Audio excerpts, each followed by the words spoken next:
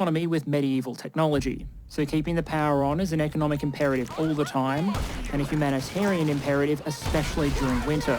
The power plants that enable those factories to run and people to heat their homes when general winter comes calling continue to be priority targets for Russian missile and drone attack. So by extension, the health of the Ukrainian economy and how much economic aid the country ultimately needs is in part a product of how much air defence assistance it receives and how effectively it can defend its infrastructure. It's a situation that punishes any attempt to over-economise. Saving money on military aid might just create demand for more economic aid. But in closing, let's zoom out again and do some analysis around the real big picture question.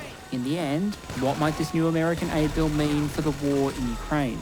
As I said, there are reasons to think that in the short term, things might get worse for Ukraine before they get better. The Russians for the moment seem to have an imperative to keep pushing, and they might have a window to do so.